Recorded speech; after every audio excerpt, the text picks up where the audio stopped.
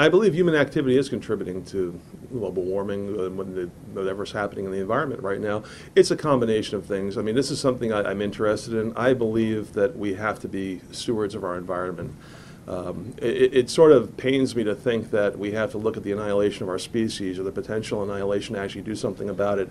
We have a commitment, not just to ourselves, but to future generations to be good stewards of the environment. It's not about politics. This is where we live. This is our home. We have to be careful. And there, of course, there's natural effects on the environment. You have different factors that, for as long as the Earth has existed, have had sway over the environment, the climate.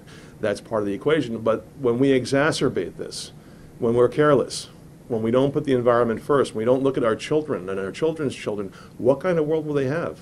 I mean, when I've worked in the area of environmental law in the past, and I look at what was done here in New Jersey, things just put in the ground.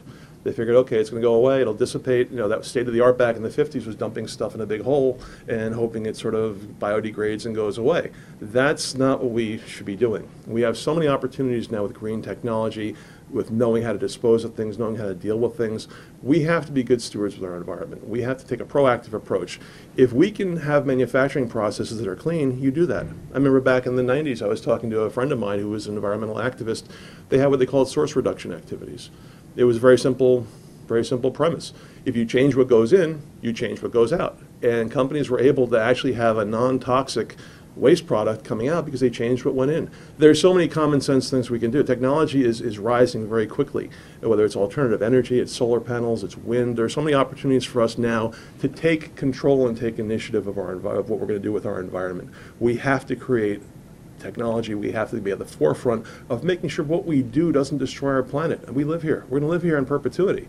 And I never understood the whole idea of defiling where you live. I mean, it's like having a beautiful house given to you, and you go and throw stuff in the corner. And instead of taking the trash out, you just leave it in the basement, or you leave it in the living room. That's literally what we're doing with our planet. We have an obligation. We have an obligation, a moral obligation to future generations. And I want to get on the forefront of seeing how we can be more effective in keeping the planet clean.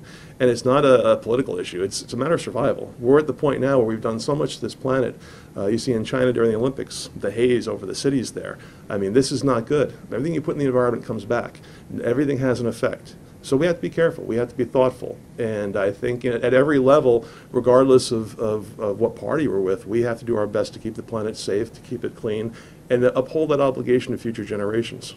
So what's the answer, though? Do we cap energy sources that emit more carbon, like coal and oil? Do we subsidize renewable sources like air and wind and water? What should Congress do to address the issues that you say exist? We have to have an aggressive plan for alternative energy, a Marshall Plan. After World War II, we rebuilt Germany. We rebuilt their economy. We helped with Japan also.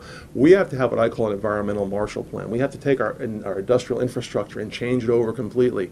We have to be aggressive. It means investing in new technology. It means going to Detroit and saying, look, start building cars with batteries. Start building cars that don't run on fossil fuels. That's what we have to do. We have to get behind this. And we can do that. We can have a Marshall Plan for America to redo our infrastructure. The other thing it does, too, is it creates jobs. My goal is, as we have a paradigm shift in green technology, is to get out there and say, look, we have a unique opportunity to retool our industry. We can be on the forefront of modern technology, of green technology. That creates jobs. People build solar panels. It's a tremendous opportunity for us also to create jobs. At the same time, we're doing something great for our environment, and for our children, and for future generations. It's a critical thing we have to do. And I really want to be aggressive in that area, because if we're not, we have to be careful. Look, if we're not on the cutting edge of this, you have China, you have Germany, who are already pushing harder than we are for this new technology, this green technological revolution. I don't want to see America left behind. I won't stand for that. We're the greatest country on the face of the earth, and we have to keep pushing forward and keep being on the cutting edge to ensure that we retain our status in the world as the leader, economically, morally, politically, and this is a part and parcel to that.